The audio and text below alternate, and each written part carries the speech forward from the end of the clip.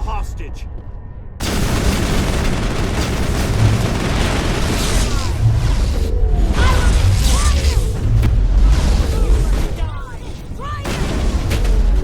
I will destroy you. Locked and loaded.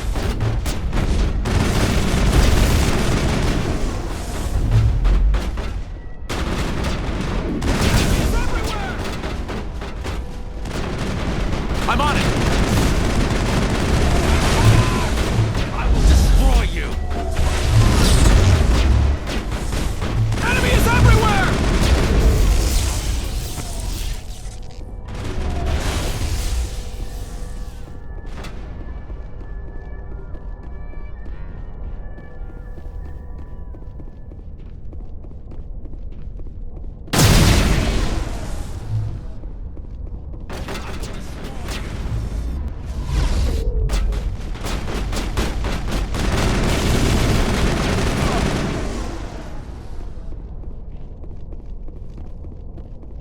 That's it. Bag 'em and tag 'em.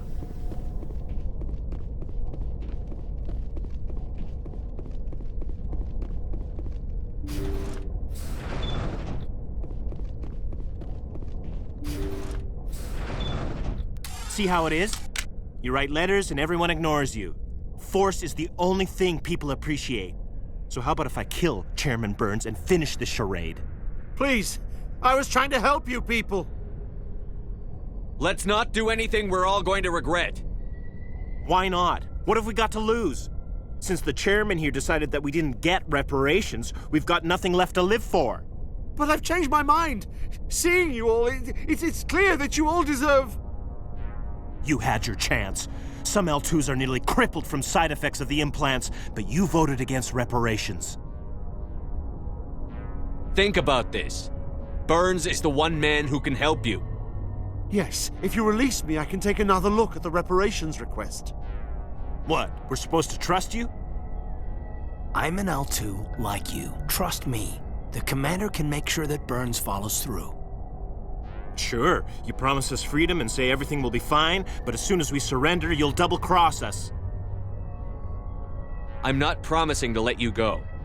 All I'm saying is that Burns will take another look. Right, Burns? Absolutely. I had no idea that the L2 biotics were this desperate. If I'd known, the reparations will come. For whatever it's worth, I promise that.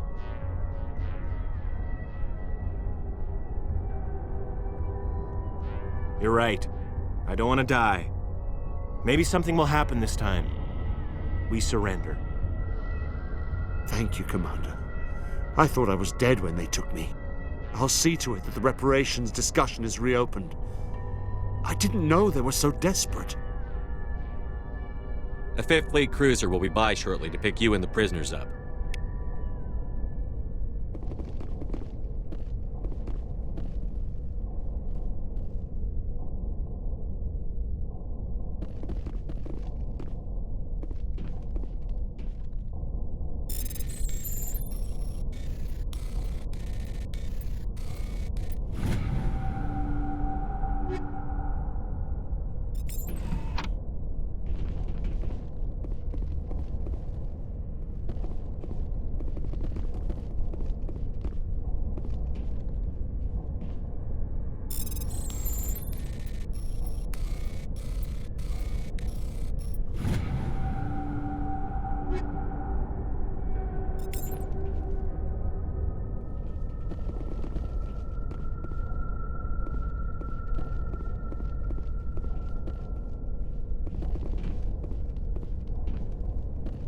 Thank you, Commander.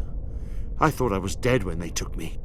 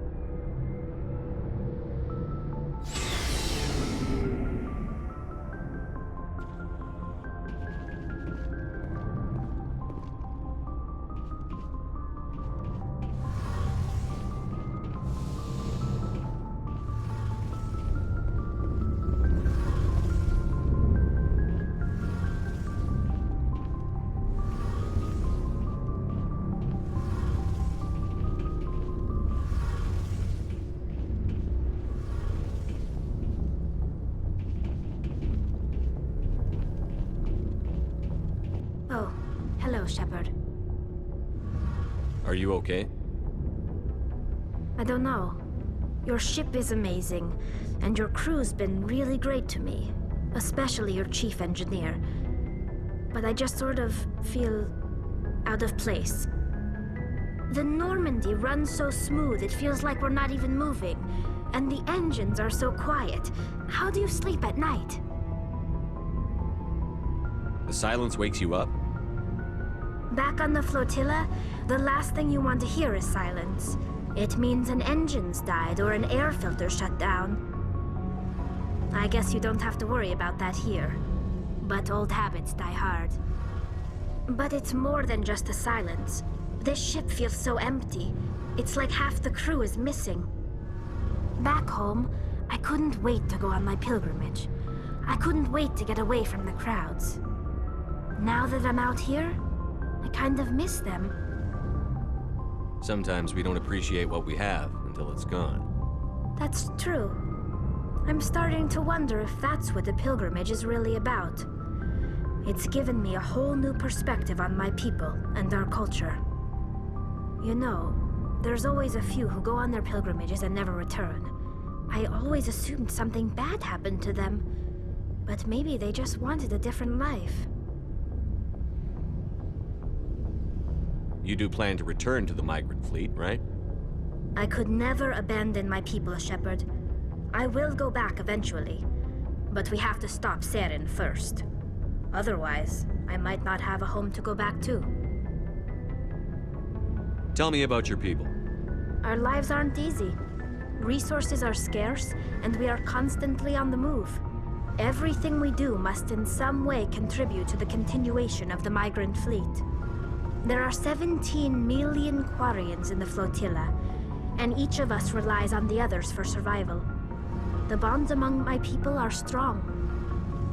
Unfortunately, we have had to surrender many of the freedoms and civil liberties other species take for granted. What kind of freedoms? Well, it's illegal for parents to have more than one child. If our population grows too much, it would strain our resources to their breaking point. Of course, we also can't allow our numbers to become too few. If our population is in decline, the rule against single births is temporarily repealed.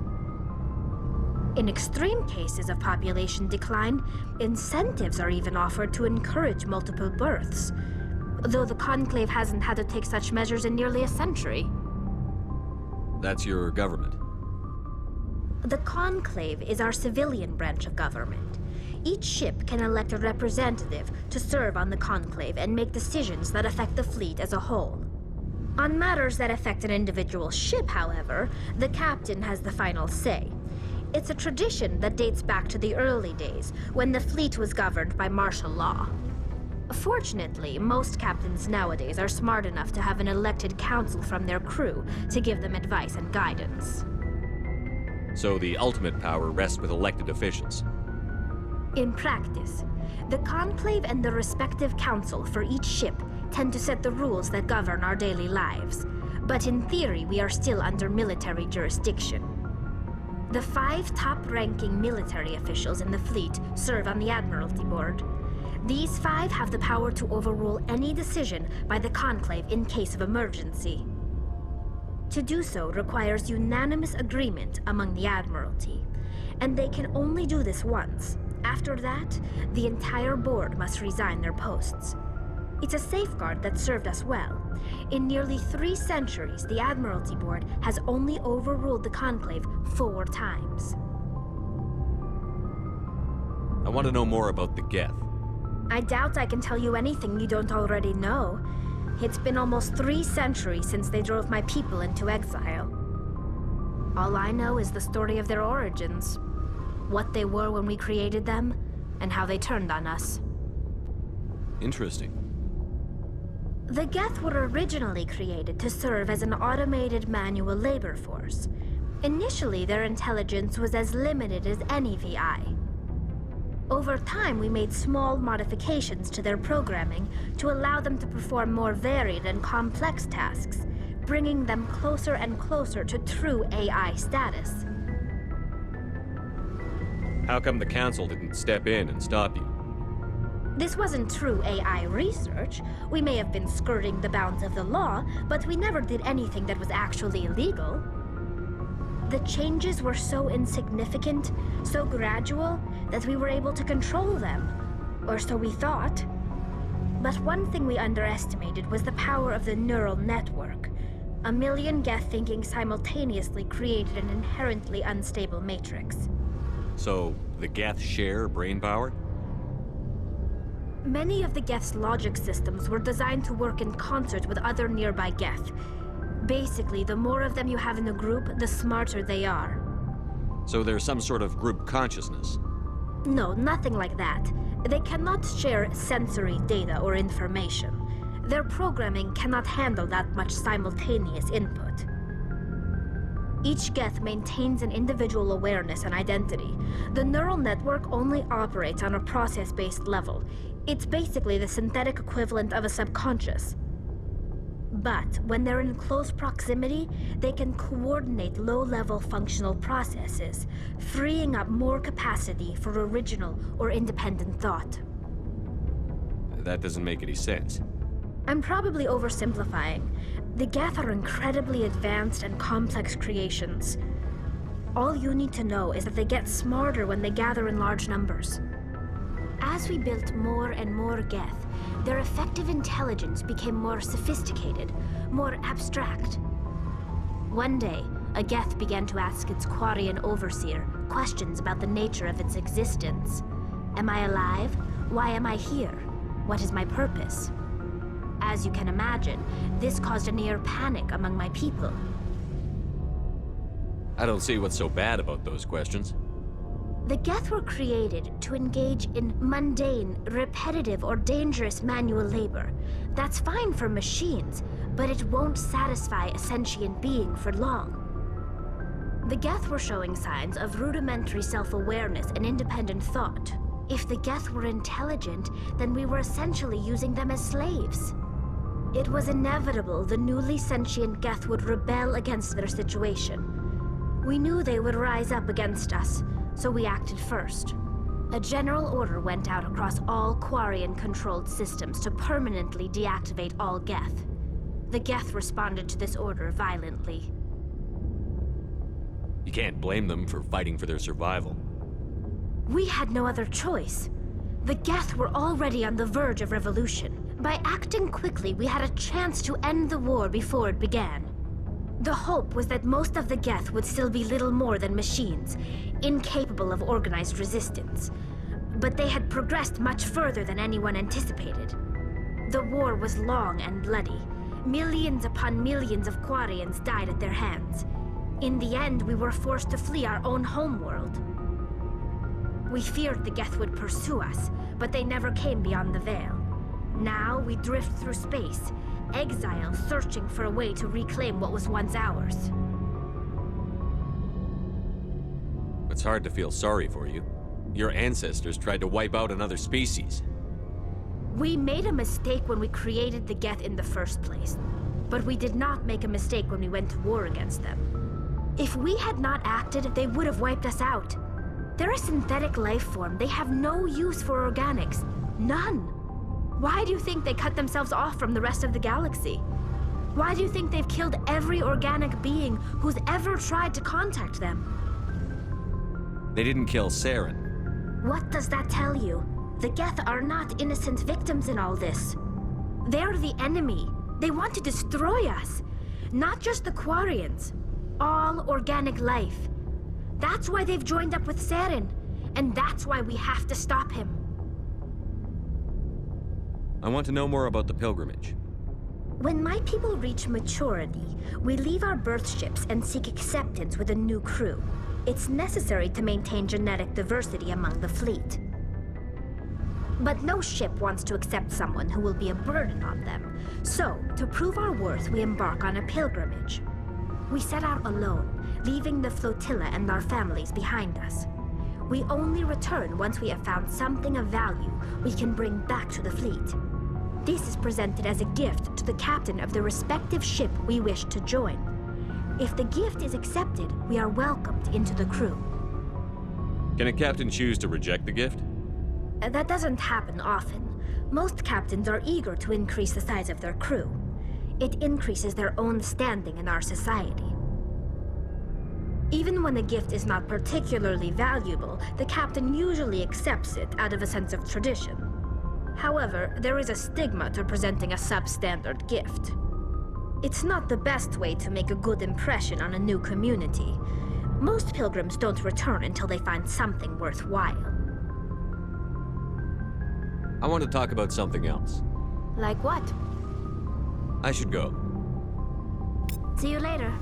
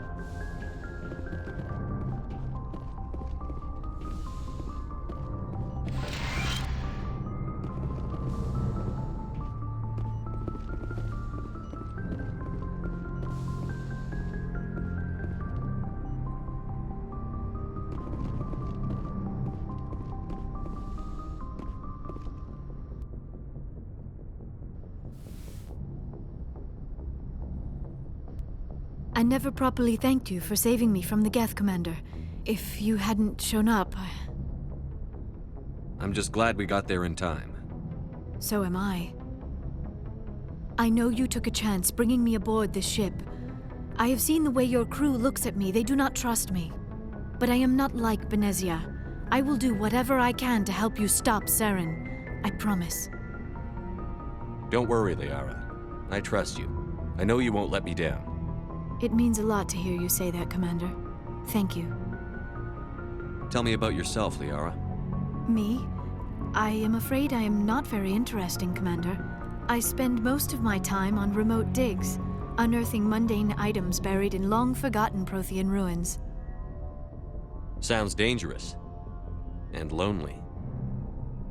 Sometimes I would run afoul of indigenous life forms or stumble across a small band of mercenaries or privateers, but I was always careful. Until the Geth followed me to Artemis Tau, I never found myself in any situation my biotics could not handle. As for the solitude, well, that is one aspect that most appealed to me. Sometimes I just need to get away from other people. You don't like other people? I suppose it comes from being a matriarch's daughter. People expected me to follow in Benezia's footsteps. They wanted me to become a leader of our people. Matriarchs guide their followers into the future. They seek the truth of what is yet to come. Maybe that's why I became so interested in the secrets of the past. It sounds so foolish when I say it out loud. It sounds like I became an archaeologist simply to spite Benezia. All children rebel against their parents. It's a natural part of growing up. Aha, you share the wisdom of the matriarch, Shephard. That is exactly what Benezia said when I told her of my decision. But there was more to it than that. I felt drawn to the past. The Protheans were these wondrous, mysterious figures. I wanted to know everything about them. That is why I find you so fascinating. You were marked by the beacon on Eden Prime. You were touched by working Prothean technology. Sounds like you want to dissect me in a lab somewhere. What? No, I did not mean to insinuate. I never meant to offend you, Shephard. I only meant that you would be an interesting specimen for an in-depth study. No, that's even worse. Calm down, Liara. I was only joking. Joking? Oh, by the goddess, how could I be so dense? You must think I am a complete and utter fool. Now you know why I prefer to spend my time in the field with data disks and computers. I always seem to say something embarrassing around other people. Please, just pretend this conversation never happened. Do you know why Benezia joined up with Saren? I don't understand it. She was always outspoken about the need for the Asari to become more involved in shaping galactic events. Maybe she thought allying herself with Saren would somehow be for the greater good in the long run. At least I hope so. This hurts you, doesn't it? None of this makes any sense to me. I have not spoken to Benezia in many years, but I know her, and this was not like her. Something changed. I'd like to know more about the Asari. We were the first species to discover the Citadel. We were instrumental in forming the Council, and we always strive to be the voice of peaceful cooperation in galactic disputes. My people believe we are all part of a single galactic community. Each species contributes something to the greater whole. Although we seek to understand other species, it seems few of them seek to understand us. The galaxy is filled with rumors and misinformation about my people. Like what? Most of the inaccuracies are centered around our mating rituals. My species is monogendered. Male and female have no real meaning for us. We still require a partner to reproduce. This second parent, however, may be of any species and any gender. I don't understand. Your species can mate with anyone? Mating is not quite the proper term, not as you understand it. Physical contact may or may not be involved, but it is not an essential element of the union. The true connection is mental. Our physiology allows us to meld with other beings. We can touch the very depths of their minds. We explore the genetic memory of their species. We share the most basic elements of their individual and racial identities. We then pass these traits on to our daughters. It is how we learn to grow as a species and how we develop a greater understanding of other races. What happens to your partner after the union? Every relationship is different. Some unions are a single encounter with both parents parting ways afterwards. Others can be more long-term. Sometimes an Asari and her partner will stay together for many decades. Do you know who Matriarch Benezia chose as her partner? She rarely spoke of her partner. Though I know my father, if you want to use that term, was another Asari. I thought you always needed another species to serve as one of the parents. Think about it, Shephard. If we were not able to mate with our own species, we would have died out long before we ever mastered spaceflight and left our homeworld. Union with our own kind is no longer common, not for the purposes of reproduction. Most Asari believe it weakens our species. Asari daughters inherit racial traits from the father species. If both parents are Asari, then nothing has been gained, or so conventional wisdom would hold. I am what is sometimes called a pureblood. Though no Asari would ever be cruel enough to say the word to my face, it is a great insult among my people. It is possible Benezia's partner was embarrassed by their union. She may have been too ashamed to publicly acknowledge me as her offspring. Maybe she wanted to meet you but couldn't. Something could have happened to her. Maybe she passed away. You might be right. I hope you are. But I have no way to know for sure. Benezia never spoke of her partner. Whatever happened, it caused her too much pain to dwell on it. She raised me by herself, though that is not uncommon.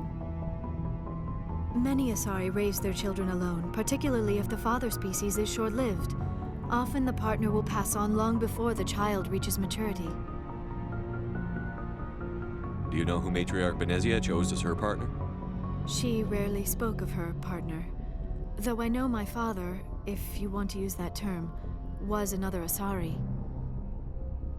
Benezia never told you her partner's name? Union with our own kind is no longer common, not for the purposes of reproduction.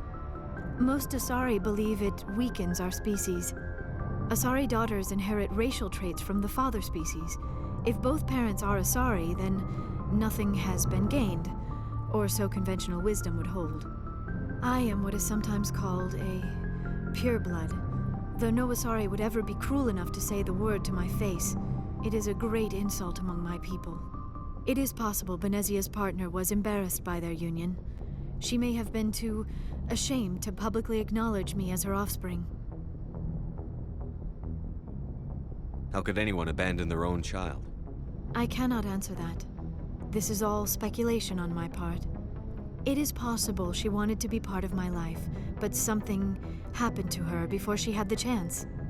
Benezia never spoke of her partner. Whatever happened, it caused her too much pain to dwell on it. She raised me by herself, though that is not uncommon. Many Asari raise their children alone, particularly if the father species is short-lived. Often the partner will pass on long before the child reaches maturity. I should go. Goodbye, Shephard.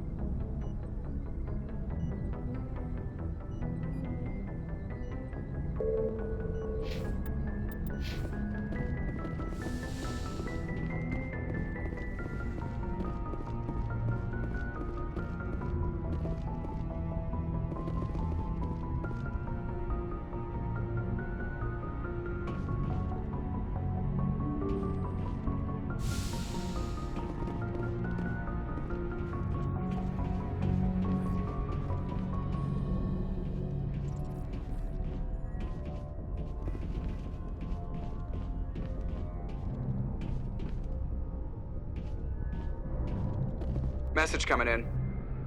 Patching it through. Thank you for dealing with the hostage situation, Commander. Chairman Burns was quite impressed by the way you resolved the situation peacefully. Your assistance above and beyond the formal duties has been noted, Commander. Fifth Fleet out.